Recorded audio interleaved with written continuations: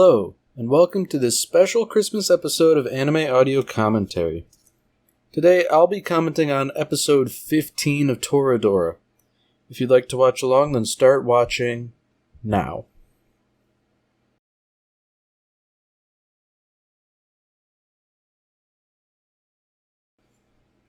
Alright, so it seems like... Oh dear. I was going to say the status quo is back to normal, but, things aren't right here. You know, Kitamura's acting a little... just kinda down. And... I don't know, Ami, who is supposedly his friend, seems to not really notice. At least not until it becomes blindingly obvious.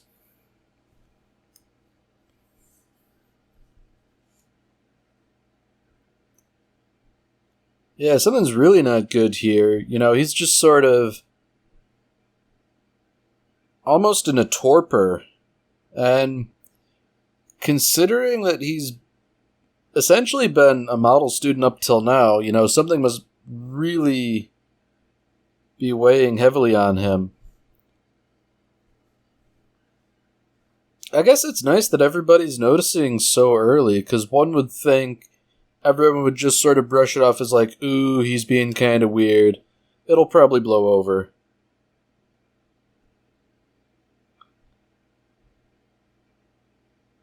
Okay. So it's the whole student election thing that's going on. The president must be somehow indisposed, causing him to be the shoo-in candidate.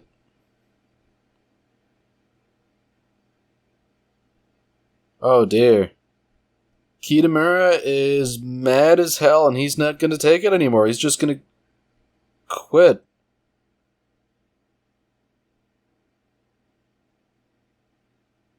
Wow.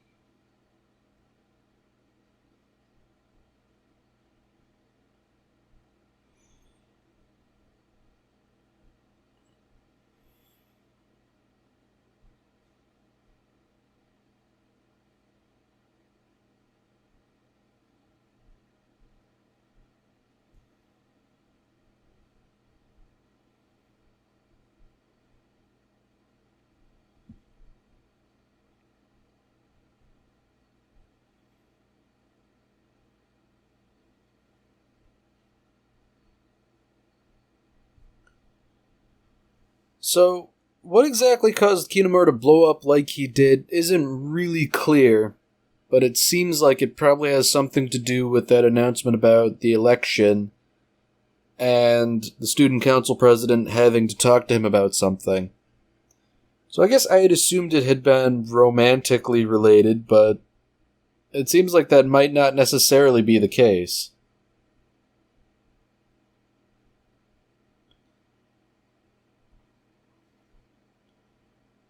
Oh dear.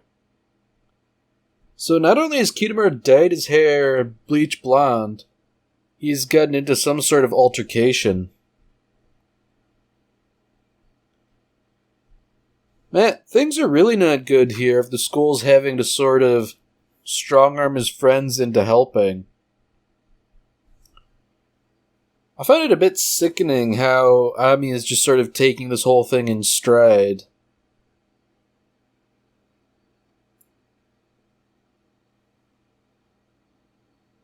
Oh dear. You know, it seems like he's really reacting to the indifference of the student council president. Wow, what? What an awful person. Maybe it is some sort of romantic thing going on and he got turned down hard.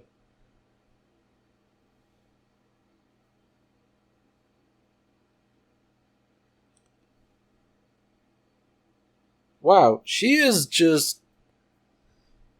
Like, she really truly has nothing good to say. What a horrible person.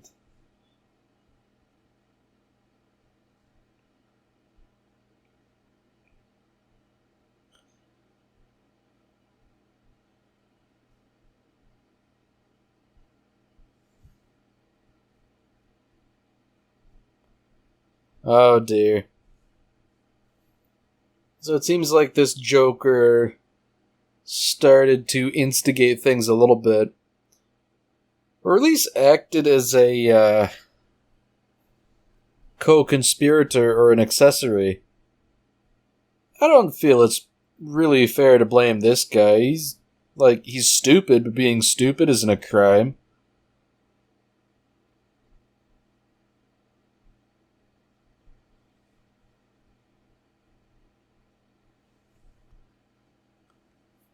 You know, I find it very interesting that Ami is taking the attitude she is, that Kitamura just wants to be the center of attention here. That's just projection. She wants to be the center of attention, and I guess now that someone else is, that's no good. That seems like a really awful way to treat someone who is ostensibly a friend.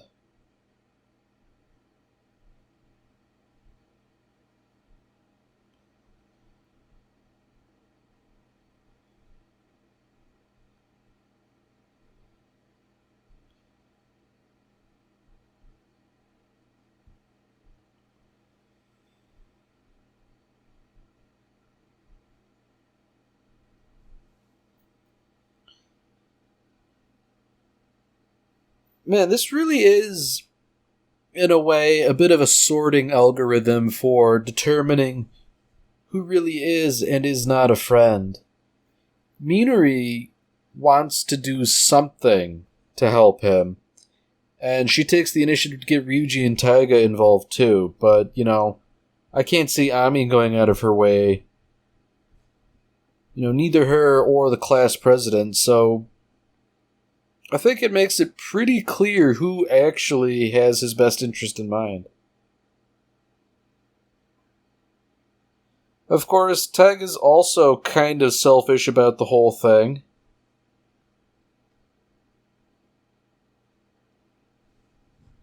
I mean, I guess in a way, Taiga has both good and bad motivations. She does want him to feel better, but she wants him to feel better so she can have a fulfilling relationship with him. So it's sort of selfless, sort of selfish.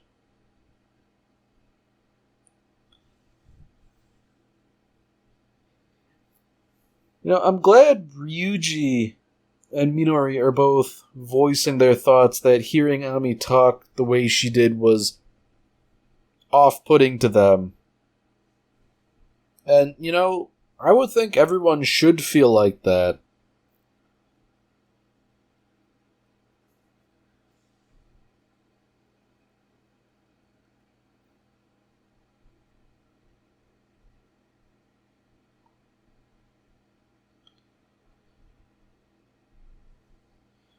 So I guess Minori makes a good point here too, in that sometimes you have to call out your friends on their bad behavior. But at the same time, I think she was kind of tactless about the whole thing. You sort of have to walk a fine line between not being too overbearing and not being too spineless. And that's definitely a difficult balance to strike.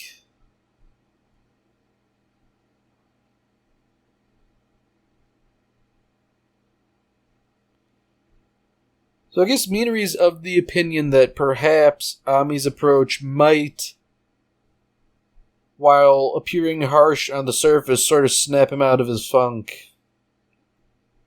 That could be true, but I wouldn't do that as a matter of Well, I don't know. I wouldn't do that as the first resort.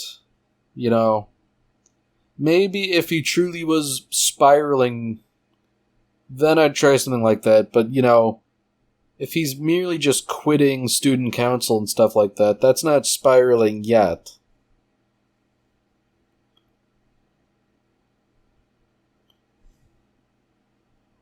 Oh dear.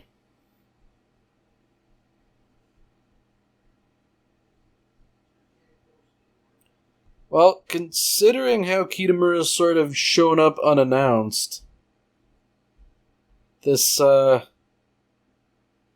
actually be spiraling, considering how he's also casually announcing that he's run away from home. Oh dear. So unfortunately, Ryuji sort of has to play host to both Kitamura and Taiga. Oh dear. I can only imagine Ryuji's mom is going to have some sort of big insight into what's going on and how to remedy it.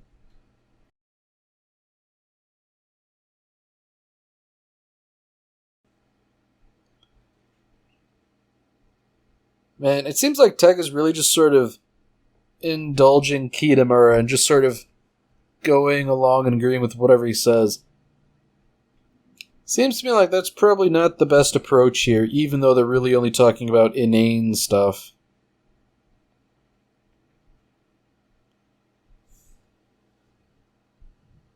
Oh, dutiful as always. Ryuji has to go along and help, You can't just let Taiga twist in the wind here in front of the guy she likes. I feel like sort of lying and saying, how about you whip up some of your famous eggs is probably not a good idea. You don't want to tell any more lies than you have to, because they will invariably come back to kick you in the teeth.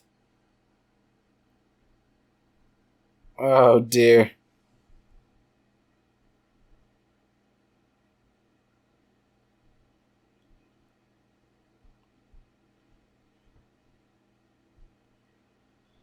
Well, for whatever problems he's having, he at least has the good grace to thank Taiga for that abomination of a meal she made.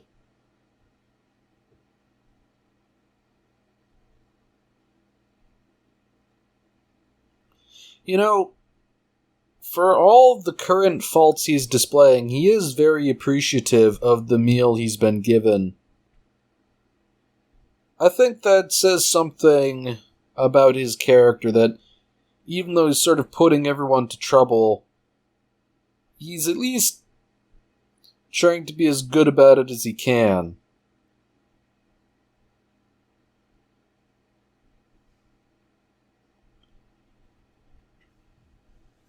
So, based on his own admission, it's being student council president that's sort of the issue here.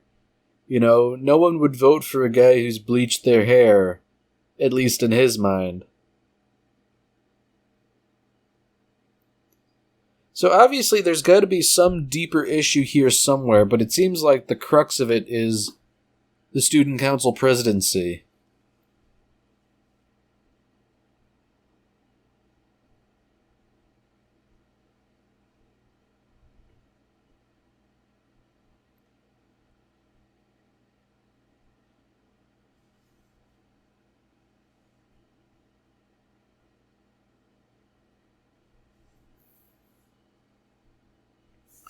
So, okay. I was kind of worried Kitamura might have run even further away, but it seems like he just sort of went to bed.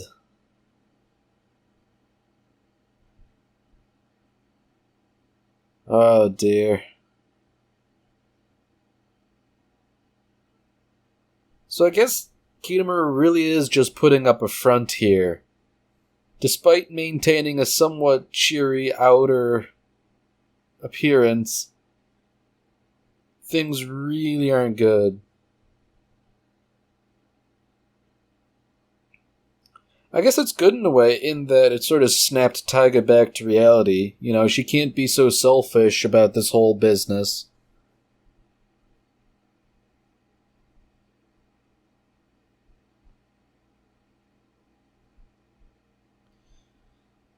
I mean, on the one hand, she's right. She really doesn't have any skills that could help. But on the other hand, even if she did, there's only so much you can do for another person.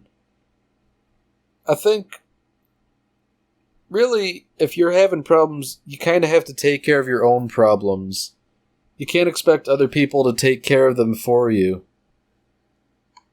You know, that doesn't mean other people helping doesn't help or isn't definitely welcome in many circumstances, but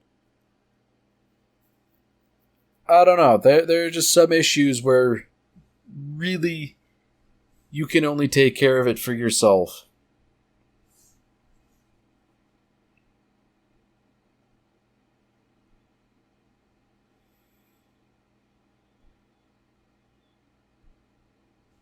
Oh dear. Stellar analogies here. You know, even though stars in a constellation seem close together, they are light years and light years apart. And I guess that reminds Taiga of her relationship with Kitamura. That is a really rather sad comparison to make.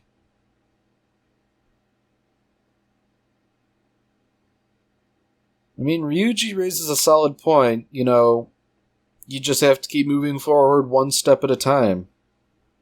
And that is true. You know, it's a hard thing to hear, but, like, when you get down to it, a lot of things really just rely on time.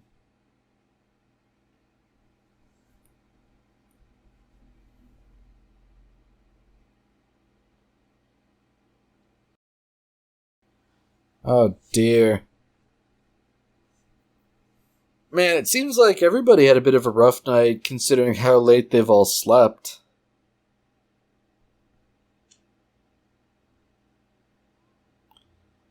Ooh. And even in her sleep, she's dangerous.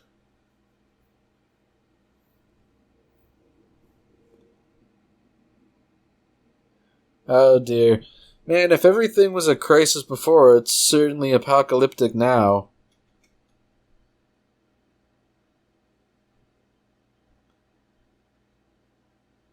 Uh-oh.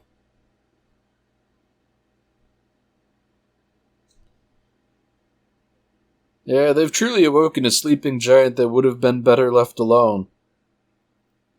I find it interesting that she sort of bribed them to leave rather than shooed them out.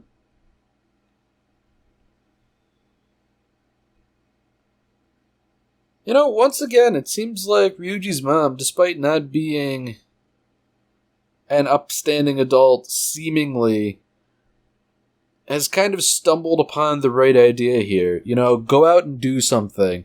Don't stay in and think about your problems. You know, I think that's really solid advice, generally speaking. You know, if you've got problems that are weighing in on you and there's not really anything you can do, at least not directly to address them, then you should do something. You know, it doesn't have to be productive necessarily, but, you know, sometimes just a little change of pace is what you need. Might not solve the problem, it might not make things better long term, but I don't know. It's kind of like how people get good ideas in the shower, or at least that's the stereotype. You know, it's doing something different, your brain's working on the back burner, and just like that, you have a novel idea. I think it's the same sort of principle.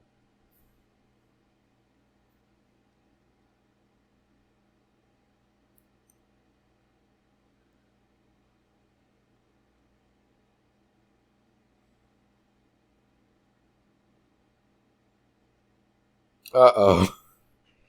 That was a really ominous thing to say. Oh dear. So it seems like Ryuji's mom has decided to take matters into her own hands here.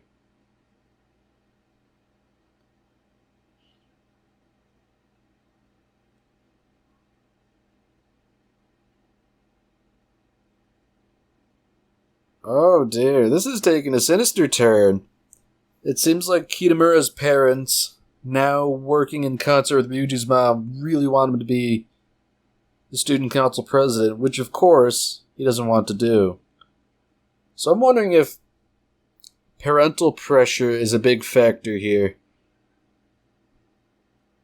I mean, obviously it would be, and that's sort of the stereotype.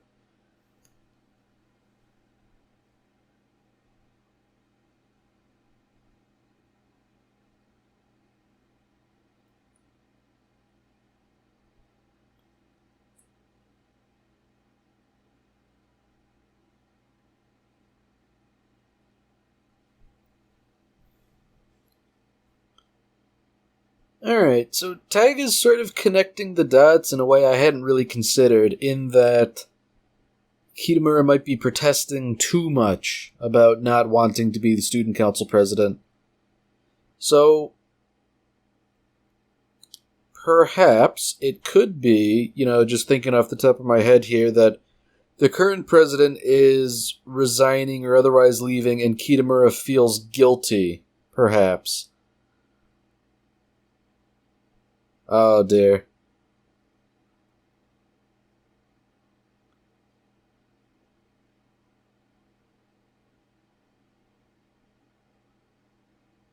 Oh boy, all hail President Taiga. I'd vote for her. First executive order, ruin high school. Sounds good to me.